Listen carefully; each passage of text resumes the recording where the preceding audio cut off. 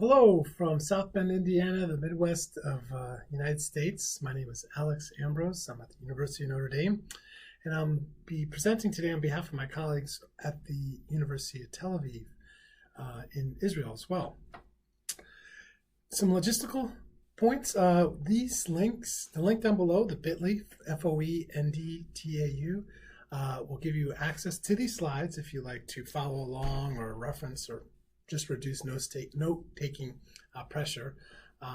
So I hope that helps. I'll also be sharing the paper to this work at the end. So if you'd like to read more in depth of this study, all those references are there. So with that, I'll go ahead and get started and share what we've learned from COVID about hybrid flexible teaching and learning in higher education. The plan of attack today is to talk a little bit about the context, the two campuses under study. Second, the background. Look at the history, quick history of the evolution of how pedagogically we've gotten to HyFlex learning. First study will be at Notre Dame, looking at classroom learning space perceptions. Second one, looking at learning perceptions at TAU, Tel Aviv University. And third, metaphorical perceptions in Israel. Again, all of these look at the instructor and the student perspective, and then we'll wrap up with some key takeaways and references. So into the context, again, I'm here at the University of Notre Dame, founded in 1842, located about 2 hours east of Chicago, just underneath that giant Great Lake. So even though it's very green and beautiful here, it gets very cold during the winters here. We are a top 20 institution in the United States, and it's a private Catholic-based institution as well. Medium-sized, about 13,000 students total, but 9,000 undergrads, and that's where we focused our work on. Tel Aviv University, unlike Notre Dame, which is almost primarily a residential university, Tel Aviv is more of a commuter college. They have 30,000 students, the largest in Israel. And it was founded in 1956. Some background. Again, I'm going to run through a couple thousand years worth of modalities of teaching and learning in just a couple minutes. My favorite way to do that is to look at this matrix of asynchronous, different times, synchronous, different, same times, so different times, same times, in person, same place, online, different places. So traditional education at Notre Dame, 1842, but going way back thousands of years, maybe Aristotle under a tree, has been synchronous. In the same time, in the same place, under that tree, in that classroom, 100% face-to-face. Distance education, although there's been earlier signs with radio broadcasting and mail correspondence courses, online it really started, some say, at my alma mater, Nova Southeastern, in 1985, where you have different places, online, asynchronous, different times. Then in 2000, the term flipped learning, but again, another little shout out to one of my founding directors here at the University of Notre Dame, Barbara Walvert, was talking about adjusting first exposure back in 1981. But this is where, hey, first we have a pre-class reading, viewing, recorded lecture. Then we come to class having that done, which gives us shift some time from lecture to do active learning and group work. And then we can go back after class for more practice and projects. One of my favorite researchers, Garrison and Kanuka, came out with this classic article in Theory in 2004 called Blended Learning, where it's like, hey, we don't need to be doing online versus traditional. Let's take the strengths of remote online, different places, asynchronous, and let's take the strengths of the face-to-face, same times, same place, traditional learning, and let's blend the best of both of those to use that hybrid. 2009, I think we started taking a little bit of a turn with open education, where we kind of moved away from the in-person. We said, hey, we can do some things at scale, 100% online, with MOOCs, massive open online courses, open education resources, open courseware, happened around 2009, 2010. And then 2019, Beatty coined the term hybrid flex course design. And that's the situation where, hey, you teach your traditional class face-to-face. You also have an ability to Zoom in, web conference in, live remote students. And you're recording the whole thing, so if students aren't there at the same time, they could catch up at different times and also do some asynchronous boards and things. Then COVID came, 2020, we shifted away from that bottom left-hand corner. No more same time, same place. And we moved everything onto online. But what's unique about this is that video conferencing like Zoom had become much more scalable, and it really allowed us to do more synchronous than ever before. So we had synchronous same time and the traditional asynchronous discussion boards, LMSs, pre-recorded videos. So that's what brought us to the hybrid flex classrooms, and that's what we wanted to study. How did Notre Dame's classrooms change at Notre Dame when we shifted to this HyFlex to pivot from COVID?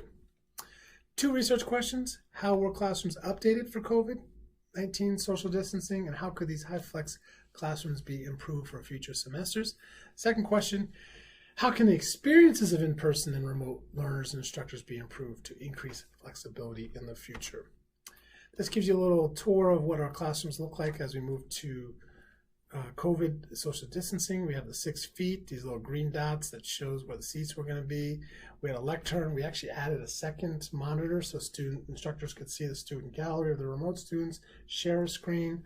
Plexi shields weren't used too much. Very fancy cameras were put in the back to allow remote students to zoom in and see their whole course. Microphones were put into the ceiling to pick up the voices of the students. And then you have these faculty zones that were trying to protect the walking space of the instructor. Here are some of the big results that we found in a survey with over 1,200 students responding and about 30 faculty. 97% attended most classes in person, same for faculty. 42 chose to attend a class over Zoom, even though it wasn't necessary, 23% of faculty. 67 versus 70% appreciated having the ability to attend in person, live, remote, and asynchronous. 63 to 70% felt safe in these classrooms. 64 to 70% faculty said the classrooms upgrades, the webcam, the mic, the lecture recording, the HyFlex classroom upgrades in technology will be useful post-COVID-19. And then 67% felt prepared to use this classroom technology in the future. Some big takeaways: students preferred in-person, face-to-face classes and found recordings beneficial. Instructors needed and should get that freedom to choose which mode works best for them. Appropriate technology would support active learning, hence would be useful post-COVID. Second study, HyFlex learning perceptions at TAU, Tel Aviv.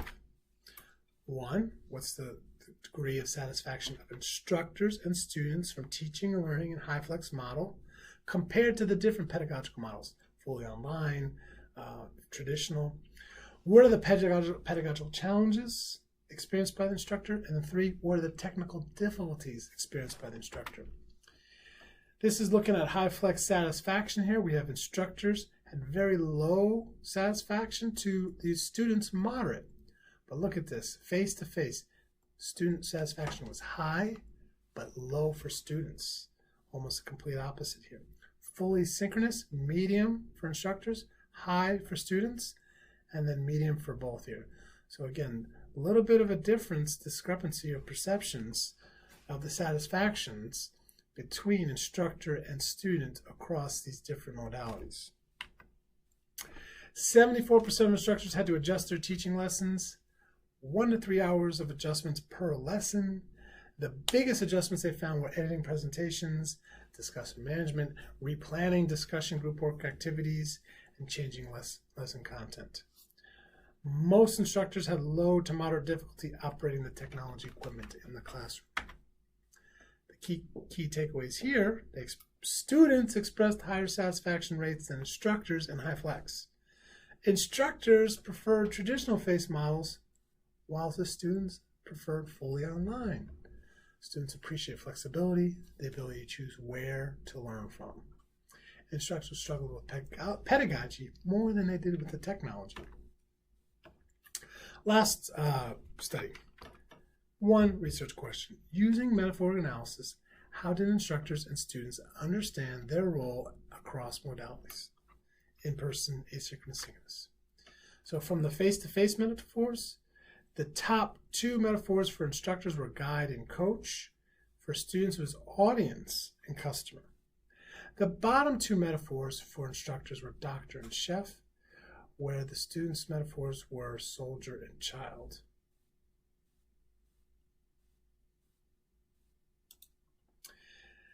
Teaching in HyFlex metaphors, you see a little bit more overlap here. Instructors and students perceived as juggler and counselor, with also the students saying guide. And learning in HyFlex for on-campus students, both agree audience, team player was overlapped, observer also added. For remote students, they also saw a similarity between instructor and student perception, with both of them looking at observers and outsiders. The key takeaways here are instructors and students perceive their roles differently in the HyFlex traditional lessons. Instructors and students' roles in HyFlex classrooms are perceived similar by both parties, and remote students are perceived as passive, estranged by both student and instructors.